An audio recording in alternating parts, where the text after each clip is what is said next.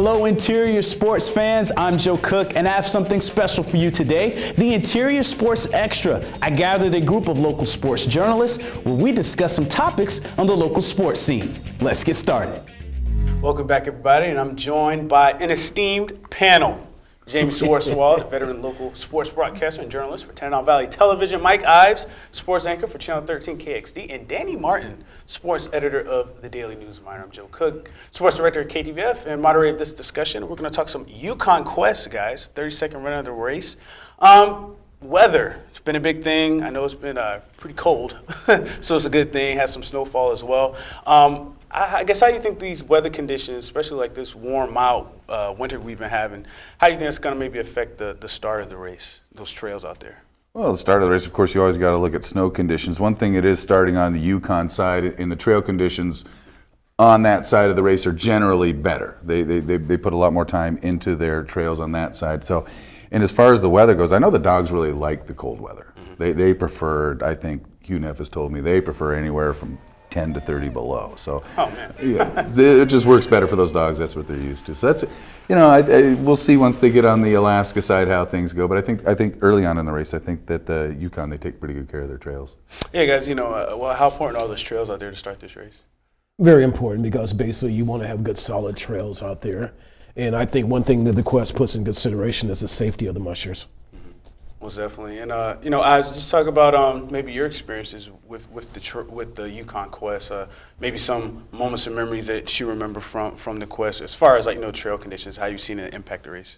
Sure. Well, last year's start right here in Fairbanks, as you know, we went out and got some great footage of the race start, and lo and behold, thousands of people filling the streets of Fairbanks, Alaska. That was something to behold, watching the sleds as they start and watching all the fans cheering people on. And then you got the cool trailer sled where a special fan gets to ride out of the gate with said musher. It was really cool to watch. Unfortunately, we don't get to see the start this year. We get to catch the finish. So that's cool in one hand, but then it also is interesting because you never know when that's going to be. Is it going to be 3 in the morning? Is it going to be 40 below? We'll be down there on the riverbed, that's for sure, watching them come in, but it's exciting. Yeah, and I remember looking at some of the recent snow conditions. They just say there was some open water around Whitehorse, I guess at that start area, and I haven't been there, but I'm pretty sure maybe some of you guys have heard of some things you know, around that area. Maybe have you guys ever been to Whitehorse, Yukon for the start at all? No, I've been to Whitehorse for the Arctic Winter Games, but never for the Yukon Quest. Yeah, I know they have some open water around there, but like with those trails, I mean, you know, with them trying to maybe redirect or go around. I know in other races they may have like extended the race or shortened the race in some areas. Do you think maybe I know they want the prime conditions for like mushing, but it's like, hey, if we can get a shorter race, maybe scratch off a couple miles. But I think that'll kind of help things out. Similar to what they did last year, right, where they changed the finish route. It didn't finish right down there in downtown Whitehorse. It finished out there at the hot springs, and it could be a similar situation. You know, these guys are veterans too. You know, when you talk about open water and the dog teams and the musher, they know how to deal with it. They're dealing with overflow on the trail. They're dealing with various conditions that they may have no idea are going to pop up because everything changes so quick. So I think that's one of the testament to the distance mushers is the isolation and the being prepared to handle just about any type of situation they face. Yeah, and then as we talk about the mushers, who do you think is going to win this year? Is Alan Moore going to repeat? What do you think, guys? Someone else. Tough. I mean, it's hard to pick against Alan. Back-to-back champion. His team looks really good. He just got a Copper Basin 300 win as well. So the proof is in the pudding with Alan Moore and the SP Kennels dogs. He's definitely a favorite, I would have to say. But this class is stacked. A load of former champions coming back. We even got Lance Mackey back in the push here, and it's always hard to count out Lance. You know, here's a guy who's shown that he knows how to win races. He's got young dogs this year, I believe, 2-year-old dogs. So he's running a group of rookies, but it's going to be interesting either way. I think Alan Moore is the favorite. If you're asking me to pick, yeah, I'm going to go with I'm going to go with the guy who ran into some issues late in last year's race. Injury issues, was leading most of last year's Yukon Quest. I'm talking about Brent Sass. He's got the helmet this year. Yeah. It's bright yellow and sweet looking, and that's my pick. I think Brent Sass takes the 2015 Quest. How about you, Danny? Any other favorites or contenders we should know about? Well, no, I'm going with Alan Moore too, but I'm also saying Lance Mackey and Brent Sass will have top 5 finishes. Mm-hmm. Yeah, Jamie, I guess who are you leaning towards? Maybe any rookies out there?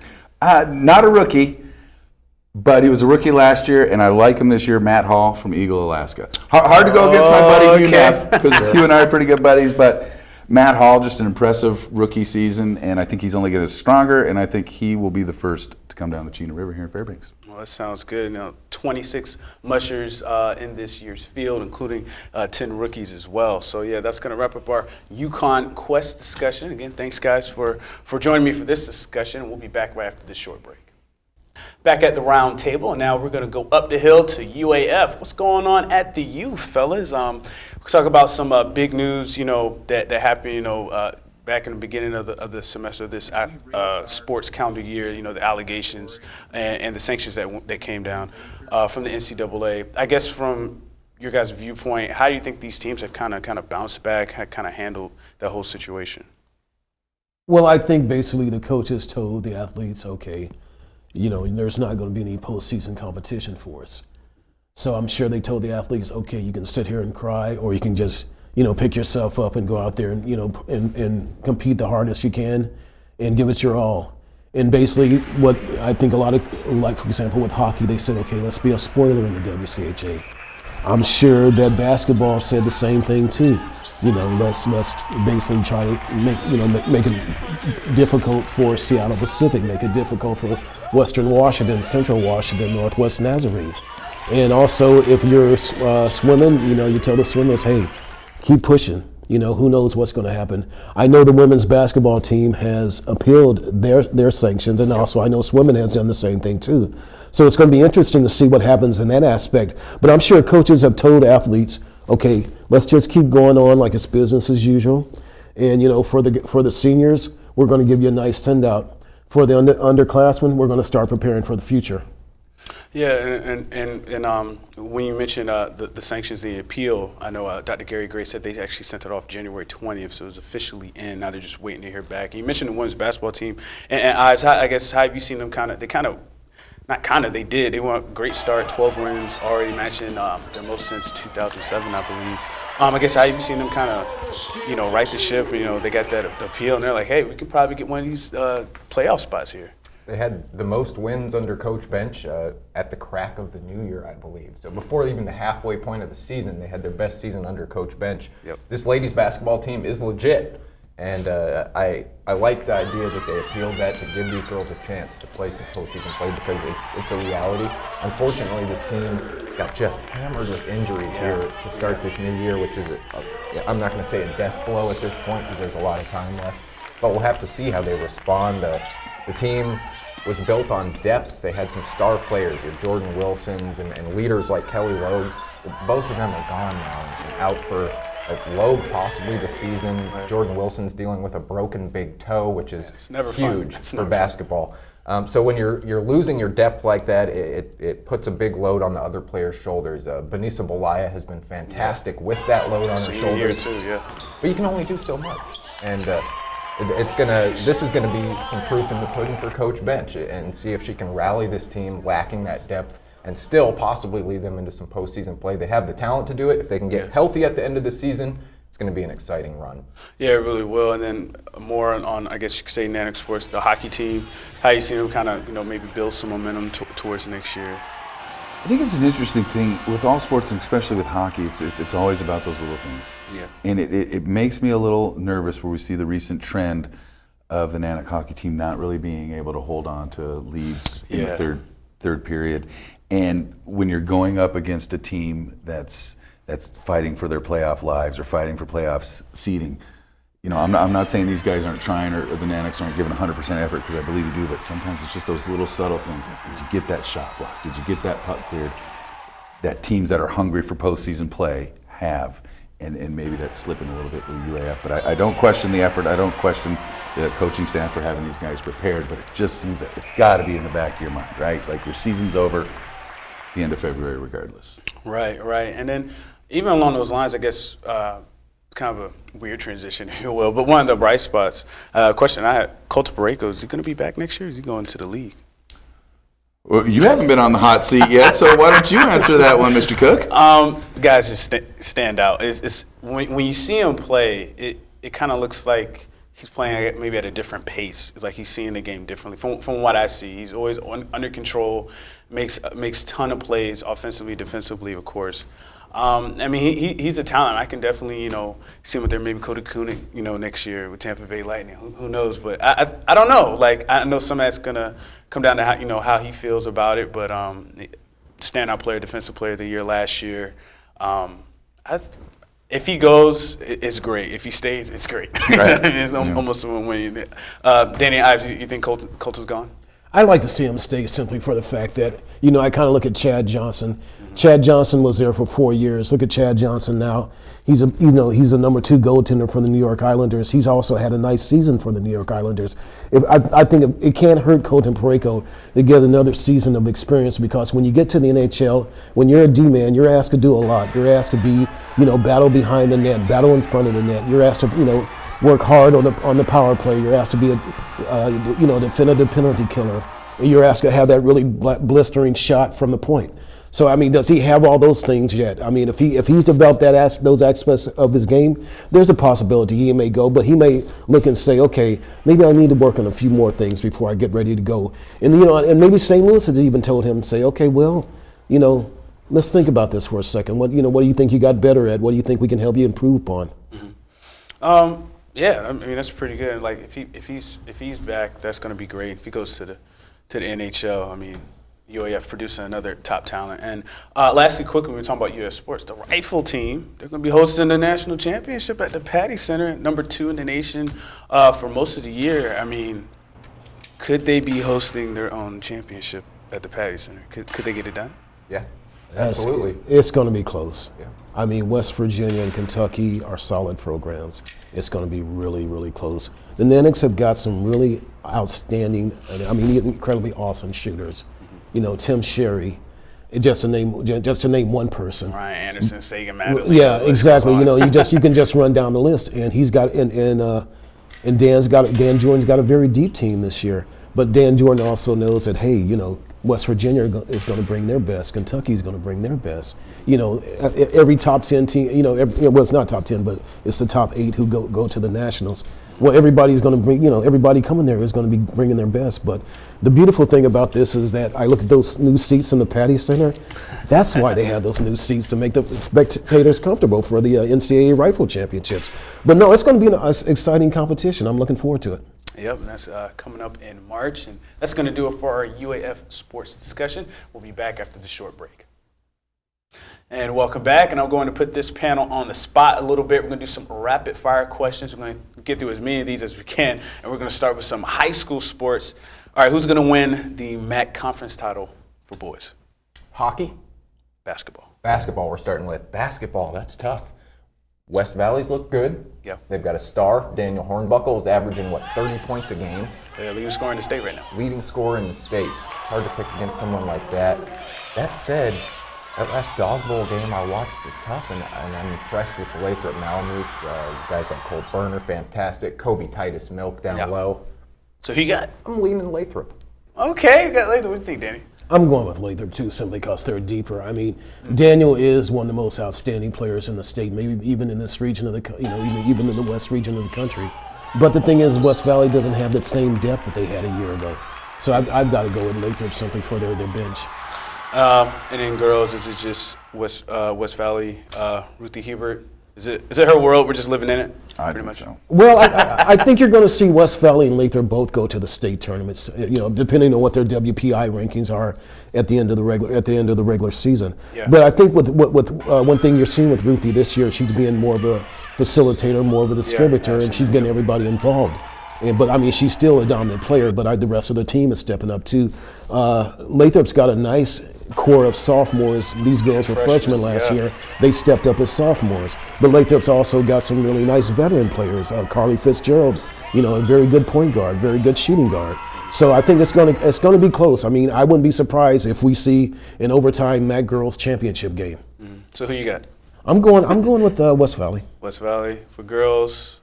Got Lathrop for boys. Who you got for girls? I got to pick West Valley too. Like you said, it's Ruthie's world this year. She's a junior. I know. Whole another year of high school basketball. 6'3", She dominates in the paint, and then like we've said, she's a versatile two-way player. She gets outplays. Really tough defense. You see those arms coming down the court, and that's got to be scary. And then also just attacking. She dribbles the ball well, shoots the ball well, all-around talent. Ruthie Hebert in the Wolfpack is my pick. All right, I got Jamie, pack and pack. Pack. Pack boys, pack gals. I'm glad I don't have to choose. All right, we're going to the Aurora Conference now. Of course, Monroe, 3 championships in a row. Barrow, though, they made a statement at that Joe T Classic with that win. You think it's good? They're going to meet again in the championship game? I don't know if it's going to be a championship game, but it depends on how the bracket comes out in the state tournament. But I think they will see each other either in the first round game or in the semifinal, possibly a championship game. But I think with the Aurora Conference, I mean, the boys' title is Barrows. I mean, excuse me, not Barrows, but Monroe's to win or lose. But of course, they're going to win it. But the girls is the most interesting thing because you've got a very solid Hutchison program. You've got a very dynamic Valdez program. You got a very strong Galena program. And you got the scary program out at Eielson. I mean, Eielson's got some now experienced players. It's coming up, yeah. So you got 4 teams that could be in the state tournament and for the 3A state tournament. And of those 2 that do make it to the state tournament, either one of them could win it. Yeah, and Hutch beat Valdez without Taylor Hastings, who's actually out with an injury. So that was a huge win for them. They won the Dean Cummings tournament as well. So who are you thinking for the Aurora Conference girls to get Hutch? I am going to go with Valdez. Okay, Valdez, Marion Walmsley. Well, not only Marion Walmsley, but you've got Katie Mariolis, you've got the other girls on the team. That's just a deep, strong team. But like I said, don't overlook Eielson. Eielson, if they don't get to the state tournament, they could be a spoiler for somebody trying to get to state. Yeah. What do you think, guys? Well, Monroe's good. Lost some star power, but have had semi-stars step into that role now. Jalen McCullough has been lights out this year. Yep. Frank Ostenik is a fantastic coach, and hard to pick against Frank Ostenik and what he can do with any team that's in front of him.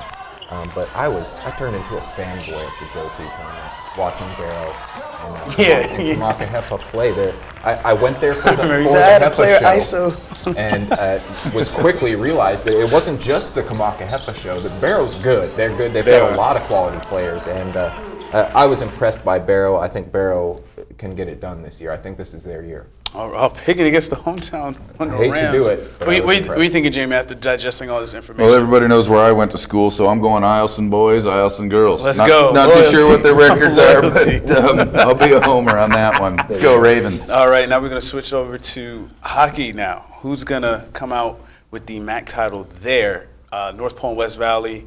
That meeting, I believe West Valley won 8-6.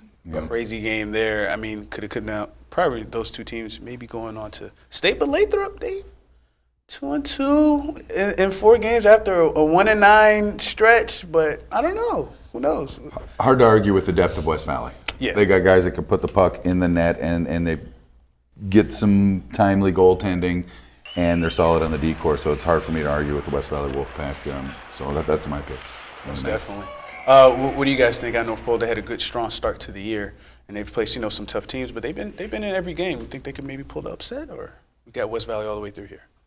No, Lathrop's basically been hurt by numbers because basically the other day when they beat East Anchorage, Kurt Franklin told me, hey, we had 3 defensemen and we had 4 forwards out there playing, and he's seen the numbers go down, and they're not they have talented players, but they're not the deep team they need to be. Whereas West Valley is just incredibly deep. I mean, Wayne Sawchuk could skate 4 lines easily if he wanted to, and I mean, you've got 3 good goaltenders on that team too. So you got your pickings of any guy that who could step up between the pipes any night.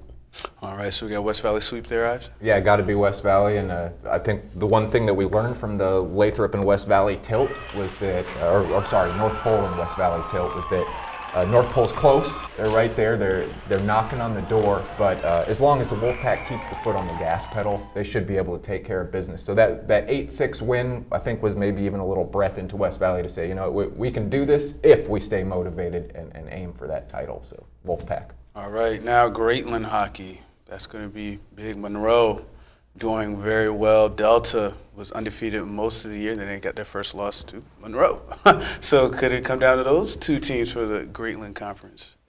I honestly think it will come down to those 2 teams. A little bit of a down year for the Hutchison Hawks after winning the title last year. Again, you kind of go with the depth, and I like Monroe Catholic there. But Delta is a scrappy hockey team. They are. Delta's tough. I give the nod to the Monroe Catholic Rams because of two players, and that's Nathaniel Jankowski in goal. Has been fantastic. He's got one of the coolest goalie painted masks in town, so that's a win. And then he's also really good at his job. And Jankowski shut down in net, and then Dylan Steele, who might be one of the fastest skaters in interior hockey, period, Oh on yeah, any level. you guys sound. He stands out every time I watch the Rams play, and with that kind of speed, he can help that team dominate and earn themselves a title. AKA Dilly, that's what his It mom is. calls him. Who you got, Dan? I see a toss-up because don't forget about the Houston Hawks. I mean, they're They were back. the title of the last year, And then that's basically a really strong program. They've always been a strong program. Delta Junction is a solid program. Monroe Catholic is a very, very good program.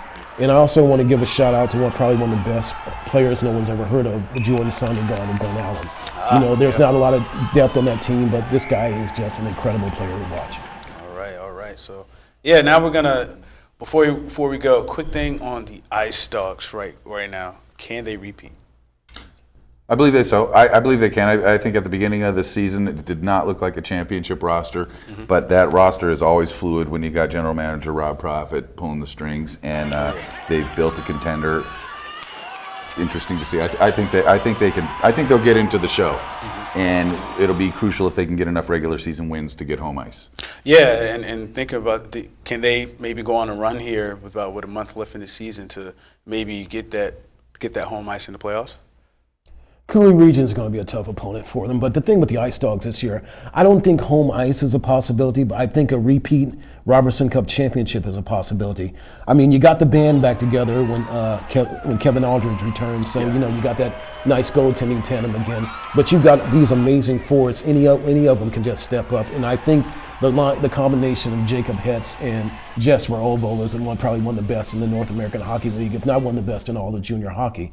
So, but you have to look at teams like Topeka. Topeka is one of the top teams in the league. You've also got to look at the Minnesota Wilderness, who the Ice Dogs have been going back and forth with them, or they get that 1 and 2 spot in the Midwest Division. So it's really going to be. I mean, a repeat Robertson Cup is a possibility, but I don't think home ice is going to happen for them. Gotcha. What do you think, Ives? Are we winning back-to-back Robo Cups here? I think it's very possible. This team is full of talent. Like Danny just said, the goaltending is there. They returned both of the goaltenders now from last year's Robertson Cup team. And I think what it comes down to, we know that the forwards are great. We know that the offense is there. They're putting up between 4 to 8 goals a game. And it's defense. That's what's going to be the bar. If they can lock down on defense and start shutting teams down a little bit, that's going to be the key, I believe, to getting that title. The offense is there. Defense, once that comes together, we should be hoisting another cup. All right. And last thing, which line is the best line? That's tough. I have to say easily the Hetz, Orval, and Madry line. I don't think you can argue with that. That's a special. I mean, that's a D1 line. And Madry's a Literally. 50-point scorer right now. And when you're a 50-point scorer at this point in the season in the North American Hockey League, that's really good things lie ahead for you. Right. Yeah. And I think over with 13 goals in like his first 8 games. 6 goals. 7 goals last week. 6 goals last week. And perhaps one of the prettiest ones I've ever seen. Nice video on that, Joe. Oh, yeah. Well, thank you.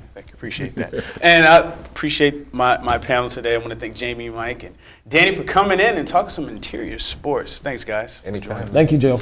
Well, we hope you enjoyed it. We'll be back after this short break.